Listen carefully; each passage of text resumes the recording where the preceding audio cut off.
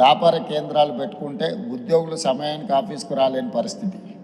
బెంగళూరులో కూడా ఈరోజు ఇంట్లో నుంచి బయలుదేరితే ఎప్పుడు ఎయిర్పోర్ట్కి వెళ్తామో తెలియని పరిస్థితుల్లో ట్రాఫిక్ జామ్లు ఎన్నో సమస్యలు ఎదుర్కొంటున్నారు.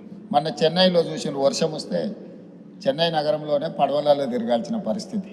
సో ఈ ప్రధానమైన 4 మెట్రోపాలిటన్ నగరాలను వాటి అనుభవాలను చూసిన తర్వాత అత్యంత ప్రశాంతంగా ఒక అద్భుతమైన వాతావరణంలో ఇంతకుముందు సభ్యులు మహేష్ కుమార్ గౌడ్ గారు చెప్పినట్టు Hyderabad is lakes and rock city అని ఒక ప్రత్యేకమైన గుర్తింపే కాకుండా కులీ కుతుబ్ షాహీలు, నిజాంలు, ఆ తర్వాత వచ్చిన ప్రభుత్వాలు ఈ నగరాన్ని నిర్మించి విస్తరించి ఒక చారిత్రాత్మకమైన నగరంగా హైదరాబాద్ను తీర్చిదిద్దారు.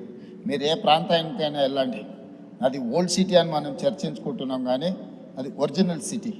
మీకు చార్మినార్ కానీ, ఏక్మినార్ కానీ, గుల్జారా హౌస్ కానీ, ఈ విధంగా ఫలక్నామా ప్యాలెస్ కానీ, ఇట్లా చెప్పుకుంటూ వెళ్తే ప్రతి ఏరియాలో కులీ కుతుబ్ షాహీ టూమ్స్ నుంచి తారామతి, బారాదరి వరకు ఎక్కడ చూసినా ఒక చారిత్రాత్మకమైన కట్టడాలు ఉన్నాయి. సలార్జంగ్ మ్యూజియం కానీ, సిటీ కాలేజ్ కానీ, ఉస్మానియా హాస్పిటల్ కానీ, హైకోర్టు కానీ, ఉస్మానియా యూనివర్సిటీ కానీ, ఈరోజు మనం ఉన్న ఈ టౌన్ హాల్ కౌన్సిల్, ఈరోజు మనం ఇక్కడ ఒక అద్భుతమైన నిజాం కట్టించిన ఒక అద్భుతమైన పురాతన భవనంలో ఈరోజు మనం సభ నిర్వహించుకోవడం, ఇంత గొప్ప శోభతో కూడుకున్న సభలో ఈరోజు మనం పనిచేస్తున్నాం అధ్యక్ష. ఇట్లాంటి చరిత్ర కలిగిన ఒక అద్భుతమైన నగరం ఈరోజు మానవ తప్పిదాల వల్ల మనం కొన్ని సమస్యలను ఎదుర్కొంటున్నాం. ఇది ప్రకృతి వైపరీత్యాల వల్లనో లేకపోతే మన టెరైనే ఆ విధమైన సమస్యలు, మన భూభాగము, మన ప్రాంతమే ఆ సమస్యలతో కూడుకొని ఉన్నదంటే అది ఒక రకమైన సమస్య. కానీ ఈరోజు ప్రధానంగా మన నగరం ఎదుర్కొంటున్న ప్రధానమైన సమస్యల మానవ తప్పిదాల వల్ల వస్తున్న సమస్యలు. మానవ తప్పిదాలలో ప్రధానంగా ఈరోజు ఆర్థిక స్తోమత పెరిగింది. చాలామంది పెద్ద పెద్ద ఉద్యోగాలు చేసి ఆర్థికంగా ఒక్కొక్క కుటుంబం 2, 3, 4 కార్లు కొనుక్కునే పరిస్థితి వచ్చింది. సో ఈ కార్లు ప్రయాణించాలంటే మనకు రోడ్ల విస్తరణతో పాటు కార్ల పార్కింగ్ కోసం కూడా ఈరోజు మనం సరైన వసతులు ఏర్పాటు చేయాలి. షాపింగ్ మాల్స్ దగ్గర కానీ, కమర్షియల్ మాల్స్ దగ్గర కానీ, లేకపోతే ప్రజలు ఎక్కడైనా వినోదం కోసం, విహారం కోసం పోతే అక్కడ మనం పార్కింగ్ చేయాలి. వీటిని దృష్టిలో పెట్టుకొని గతంలోనే మనం మెట్రోను విస్తరించుకోవడం జరిగింది, ఎంఎంటీఎస్ రైలును విస్తరించుకోవడం జరిగింది, బస్ డిపోలను సిటీ అవుట్స్కట్స్కి తరలించడం జరిగింది, రైల్వే స్టేషన్లను ఈరోజు మనం మార్చుకొని అభివృద్ధి చేసుకొని ఈరోజు వివిధ ప్రాంతాలకు మనం చెర్లపల్లి ప్రాంతానికి కూడా కొత్త కొత్త రైల్వే స్టేషన్లు ప్రతిపాదనలు తెచ్చి పూర్తి చేసుకోవడం జరుగుతుంది అధ్యక్ష.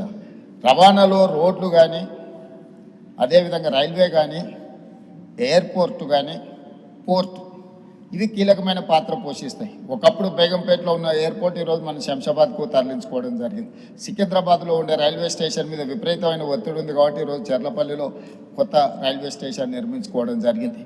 ఆనాడు ప్రజలకు సౌకర్యంగా ఉండడానికి కీర్తిశేషులు జైపాల్ రెడ్డి గారు పట్టణాభివృద్ధి శాఖ మంత్రిగా ఉన్నప్పుడు, డాక్టర్ వైఎస్ రాజశేఖర రెడ్డి గారు ఆంధ్రప్రదేశ్ ముఖ్యమంత్రిగా ఉన్నప్పుడు మనం మెట్రోను తెచ్చుకోవడం జరిగింది. జైపాల్ రెడ్డి గారు అన్నాడు వైబుల్ గ్యాప్ ఫండ్ ప్రాజెక్టు నిర్మించడానికి అవసరమైన నిధులు సరిపోతలేదు అనుకున్నప్పుడు కేంద్ర ప్రభుత్వం నుంచే వైబుల్ గ్యాప్ ఫండ్ ఇచ్చి ఈరోజు మెట్రోని మనం నిర్మించుకున్నాం. ఆనాడు మనం మెట్రో నిర్మించుకున్నప్పుడు దేశంలో 2వ స్థానంలో ఉంటాం అధ్యక్ష. మొదటి స్థానం ఢిల్లీ ఉంటే 2వ స్థానం హైదరాబాద్ నగరం ఉండే.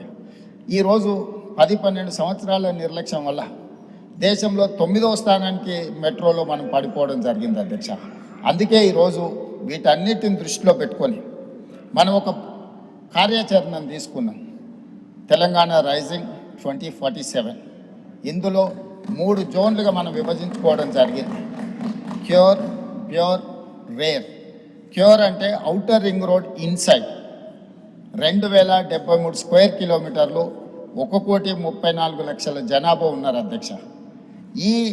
ఈ ప్రాంతం ఈరోజు కాలుష్యంతో కూడుకున్న పరిశ్రమలు ఉన్నాయి, రెడ్ కేటగిరీ ఇండస్ట్రీస్ ఉన్నాయి, ఆరెంజ్ కేటగిరీ ఇండస్ట్రీస్ ఉన్నాయి, సర్వీస్ సెక్టర్స్ ఉన్నాయి, చిన్న చిన్న వ్యాపారాలు ఉన్నాయి, అదేవిధంగా కూరగాయల కేంద్రాలు ఉన్నాయి, మార్కెట్స్ ఉన్నాయి, బేగం బజార్ లాంటి ప్రాంతాలు ఉన్నాయి, కొత్తపేట ఫ్రూట్ మార్కెట్, ఇట్లా విపరీతమైన